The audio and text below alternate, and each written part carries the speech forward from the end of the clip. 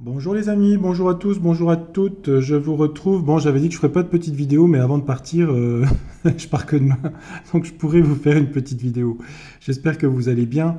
Je vous retrouve, là je vais faire un petit peu d'astrologie avec vous et parler un petit peu d'économie. Ça corrobore ou ça peut compléter un petit peu sur les voyances de cartes. Alors là, je vous ai mis la carte du ciel de la nouvelle lune de... C'est quoi, du 19? On est quoi, le 15? Alors moi, les dates, ça fait 2. Je crois que c'est le 19, hein. Enfin bref, peu importe, cette semaine. Donc cette nouvelle lune, conjonction lune-soleil, va se passer au dernier degré, enfin 29 degrés du taureau, ici.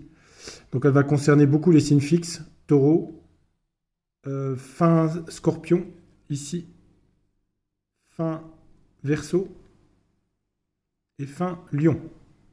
Les derniers décans de ces signes-là et surtout les derniers cuspides ici. Alors, une nouvelle lune, c'est un nouveau départ, c'est quelque chose de nouveau. Là, on est quand même sur quelque chose qui touche le taureau. Le taureau, ça touche le monde du concret, l'argent, la matière, la nourriture, l'agriculture, l'artisanat, tout ce qui est le commerce aussi, on peut dire, aussi les commerces de bouche, de beauté, d'esthétique, coiffure, etc. Vénus. On voit qu'il y a un mauvais aspect à Vénus, hein, qui est en demi-carré. Vénus est en cancer ici. Elle vient amener de l'amour et des sentiments au niveau de tout ce qui est familial, les enfants, la famille. On voit que ce demi-carré, il y a des difficultés au niveau financier. Ce que je voudrais surtout vous mettre en évidence, c'est qu'elle est conjointe à la planète Uranus qui est là depuis longtemps à 19 degrés 30 du taureau. Donc c'est tous les bouleversements. Uranus représente les nouvelles idées, les bouleversements, les changements. Elle est un petit peu lente, elle est mal positionnée en taureau, qui est un signe assez inertique, assez lent, paisible. Uranus, qui continue son cycle, amène des bouleversements au niveau des sujets nourriture, argent. Et c'est surtout l'argent dont je voulais vous parler. L'argent, l'économie, hein. Jupiter représente l'économie ici, hein. Jupiter, évidemment, vous voyez que c'est un gros changement à partir de cette mi-mai, puisque Jupiter rentre le jour de cette nouvelle lune en taureau, et Mercure, qui a rétrogradé, est à nouveau en taureau. Donc beaucoup de choses au niveau de l'argent. La nourriture, l'inflation, les prix, l'immobilier, toutes ces choses-là, très importantes. Donc Jupiter rentre, le nœud nord en plus s'y trouve, donc des choses qui... Il va falloir s'intéresser aux économies, à l'argent ici, au financement pour les États personnels, la gestion de ses comptes, etc. On voit que Jupiter, ici, qui rentre en taureau, donc le signe de l'argent, de l'économie pour les États, se retrouve au carré de Pluton, qui est rétrograde ici, encore en Verseau. La rétrogradation de Pluton sur les destructions de l'économie est un peu amoindrie par la rétrogradation, mais elle est quand même présente et on la retrouvera en 2024 plus puissante. Donc ensuite, on a un carré de Mars qui va rentrer bientôt en Lion. Excusez-moi, j'ai le bras qui tremble, non pas que j'ai peur, c'est que j'ai juste une tétanie du bras et du biceps. Je disais donc, on a un carré de Jupiter ici à Mars, donc qui va rentrer, Mars est en fin décan Cancer, va rentrer en Lion dans pas très longtemps. Donc il va y avoir des actions au niveau de l'économie mondiale avec des destructions de banques, on l'a déjà vu. Attendez, je ne vais pas prendre le stylo parce que je vais me placer mieux. Attendez, voilà. Parce que c'est pas facile de filmer, j'ai pas ma fixation. Voilà. Pluton, destruction en Verseau. Attention à tout ce qui est aussi électronique, hein. Ordinateur, les comptes, tout passe par l'ordinateur. Mais je dis attention, vous allez me dire qu'est-ce que je peux faire? Ben, je ne sais pas. J'en sais rien. Pluton, destruction à l'économie, ça c'est mondial, hein, c'est pas que Jupiter en taureau, carré à Mars, des actions mal ciblées pour essayer de sauver l'économie mondiale. Ça, on le retrouve en 2024 parce que Jupiter va continuer son trajet en taureau et ensuite va rétrograder. Donc là, on va avoir toute une action de remise en place de propositions sur l'économie. On va essayer de nous parler de monnaie numérique, de choses, voilà. Et après, il va y avoir un retour. Et là, Pluton va être direct. C'est en 2024. Alors, j'ai pas la date, hein, je crois que c'est 2024, mais j'ai pas eu le temps de faire tous les... Et là, Pluton va amener à nouveau ce système de destruction. Donc, on a tout un cycle. Jupiter représente l'argent, l'économie, et Pluton, bah, c'est tout ce qui est destruction, surtout en carré, hein, difficile, hein. Et la France, là, au carré aussi. les États-Unis aussi. Voilà pour ce cycle-là. Sinon, Saturne est toujours en Poisson, mais aspecté dans un signe d'eau de la compassion humaine, hein. C'est les restos du cœur, tout ce qui est la méditation, tout ce qui est soins, guérison naturelle. Donc il faut aller un petit peu vers Saturne en Poisson, hein, c'est-à-dire... alors évidemment, l'eau, c'est la mer, l'eau, c'est la foi, le dévouement aux autres, l'humanitaire, et patati et patata. Parce qu'il va y avoir des confluences, on va dire, de perturbations Uranus sur le système financier qui va durer encore un an, hein. Entrée de Jupiter en taureau, et vous voyez que les taureaux sont très aspectés par ces changements. Le premier décan par Jupiter, donc plutôt expansion. Mais après, le dernier décan, à Uranus, des changements, des bouleversements inattendus, vous voyez. Donc beaucoup de changements pour les derniers décans des signes fixes, c'est-à-dire Taureau, Lion, Scorpion, Verseau. Et pour les lions et les verseaux, c'est au carré. Donc des changements difficiles parfois, hein. Peut-être au niveau économique, peut-être vendre une maison. Vous voyez, c'est tout ce qui touche le taureau. Ça, je ne peux pas faire tous les thèmes individuels, hein. Je donne des grandes lignes générales. Voilà. Et pour corroborer mon propos, je vous montre la revue de presse de Pierre Jovanovic ce matin. Je vous montre l'article. La confiance dans les banques est définitivement brisée et pas qu'aux USA. La série des banques en faillite a détruit le peu de confiance qui restait dans les banques en Europe. Regardez ce qu'il y a en dessous. Les épargnants britanniques ont retiré 22 milliards de juste 5 banques. Et vous savez... pardon, excusez-moi, j'arrive pas à filmer et lire en même temps. Et voici pourquoi vous devez le faire aussi. Donc ça, c'est un article de Mail Online, en fait. Hein, je vous montre l'article. Voilà. Bah oui, je suis pas The Voice, hein. Je regarde pas The Voice d'ailleurs. En anglais, c'est l'article, hein. Savers have moved 22 billion out of the big five banks. Here is why you should too, says Jeff Prestige. C'est marrant ce nom, hein, il s'appelle Monsieur Prestige.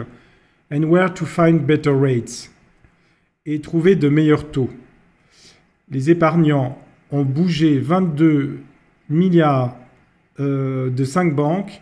C'est pourquoi vous devez faire pareil, dit Jeff Prestige. Je suppose que c'est un homme important à la Banque d'Angleterre. And where to find better rates. Et où trouver de nouvelles rentabilités ailleurs. Il y avait un autre point, c'était sur les... Je vais vous montrer. Voilà.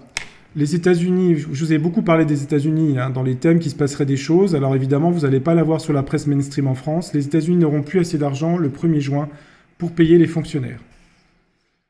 La secrétaire au Trésor, la Fed, c'est la ministre de l'économie, hein, c'est l'équivalent de Bruno Le Maire, Janet Yellen, a déclaré que les États-Unis pourraient manquer de liquidités pour honorer leurs obligations de paiement dès le 1er juin, et les marchés ont montré des signes d'anxiété face à un éventuel défaut de paiement. Tout ça, ne croyez pas que ça a d'incidence sur la France, hein, c'est de l'inflation, c'est des impôts, c'est moins de RSA, c'est moins de ci, c'est moins de ça, hein.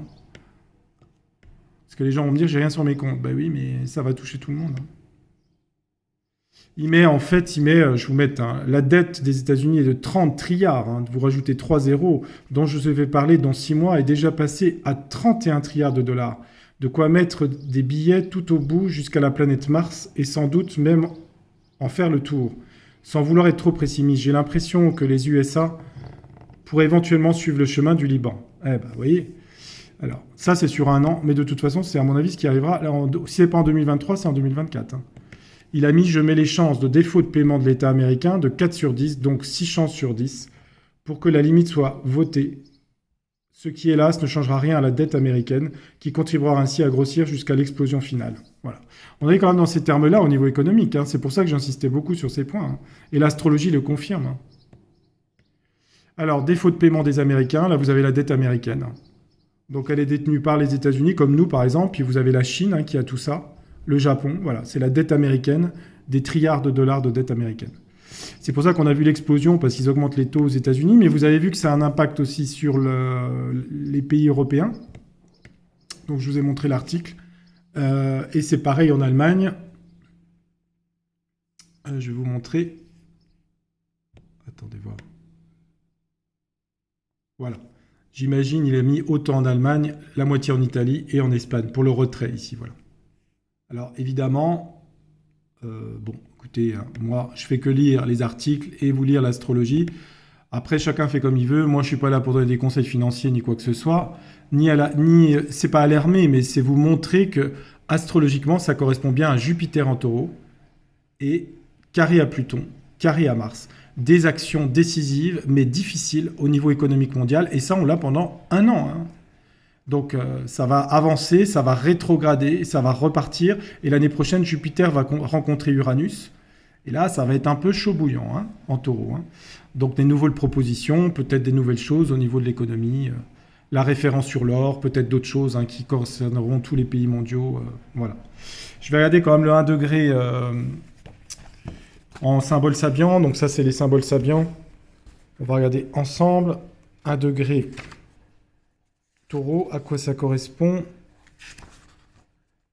Alors, il y a marqué 1 degré, un clair ruisseau, 2 montagnes. C'est des phrases de Rudyard. Hein. Manifestation pure et spontanée de notre nature que rien ne vient contaminer. Ici, la substance vitale sous sa forme originelle jaillit de sa source spirituelle. Il en est ainsi, quelle que soit la nature de cette source. Ça parle d'eau, c'est marrant. La source, je sais pas. En un sens, ce cours d'eau limpide est conditionné par la nature du sol et par les forces qui jadis formèrent les strates rocheuses de la montagne. Cette rivière, ça parle de liquidité. Vous voyez, ça parle d'argent. Est le produit d'une longue histoire. Liquidité égale argent. Hein. Pourtant, de ce passé a émergé un potentiel pur et neuf, prêt à accomplir l'œuvre qui lui commande son dharma. À ce stade, la matière est encore imprégnée d'une grande énergie potentielle. L'énergie étant matière à sa source, elle s'avance vers son destin, tel un flot irrésistible.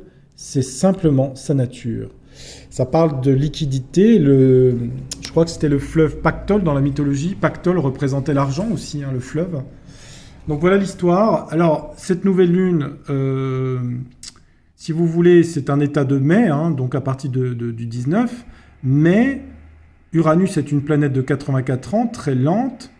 Jupiter va faire tout un chemin en Taureau et rétrograde et revenir l'année prochaine au niveau d'Uranus. Des révoltes, des choses... elle va augmenter le sens de la révolte et des exagérations, des instabilités financières encore. Parce que c'est carré à Pluton, et Pluton représente la mort, la destruction, les transformations difficiles en carré. Voilà. Voilà les amis pour ce thème. Alors évidemment, sur les thèmes des personnes, les gens qui sont taureaux sont très impliqués cette année, de toute façon, avec toutes ces planètes en taureau. Est-ce que c'est mauvais pour vous individuellement? Pas forcément, parce que vous avez Uranus peut représenter des changements dans votre vie. Après, il faut regarder quand Mars passe dans les signes de terre, c'est plus facile hein, pour les taureaux. Mais là, j'ai pas le temps de faire tout signe par signe. Les poissons, premier décan au Saturne, donc c'est vrai que ça met des freins et des restrictions. Premier décan. Et donc, on le retrouve premier décan Vierge, premier décan Gémeaux et premier décan Sagittaire. Neptune est toujours en Poisson, la planète de l'idéal, de la foi, de la médiumnité, de l'hypersensibilité, des artistes et des mystiques. Donc, toujours accentué pour nous les Poissons des décan. Vénus est en Cancer, donc là, elle apporte beaucoup de douceur, de sensibilité, pas de sensibilité, de décoration de la maison, s'occuper de ses enfants, tout ce qui est Cancer, hein, la douceur, les sensibilités. Mars va arriver en Lion cet été, et suivi après de la planète Vénus cet été, en conjonction Mars-Vénus, des passions, des enthousiasmes cet été au niveau des gens. Donc c'est sûr que l'aspect dont je vous parle au niveau économique, ça va durer un an, jusqu'à fin 2024, mais j'aurais prévenu, c'est quand même assez chaud bouillant, hein, je vous le dis. Voilà, mais bon, si beaucoup de gens vont être dans le Lion, là, ici, s'amuser, ce que je peux comprendre aussi. Et puis Mars opposé à Pluton, je pense qu'il doit y avoir beaucoup de décès aussi, parce que il y a des conséquences de choses qui ont été faites, qui amènent beaucoup de choses dont je ne peux pas trop parler sur la chaîne, mais je pense que ceux qui me suivent ont compris ce que je voulais dire. Voilà les amis, écoutez, profitez, là on a un beau temps aujourd'hui, donc ça fait du bien, il y a les petits oiseaux qui chantent. Écoutez, on panique pas, faut être prudent, voilà, vous voyez un peu les perspectives. C'est un cycle, c'est une roue, l'astrologie, évidemment, les planètes avancent, hein, donc le cycle de Pluton en Verseau va durer 20 ans, donc on aura aussi du bon côté dans les années qui viennent des inventions, Oui, c'est les inventeurs, hein, des nouvelles technologies, des choses qu'on va inventer. Espérons qu'elles soient au service de l'humain et de la planète. Voilà. Je vous embrasse, je vous dis à très bientôt. Portez-vous bien, je vous retrouve la semaine prochaine pour de nouvelles voyances sur Tarologiquement Vôtre. Merci de votre fidélité et je vous retrouve en pleine forme bientôt. Allez, on garde l'humour, tout va bien, je vous embrasse, à bientôt. Tchuss, au revoir, au revoir.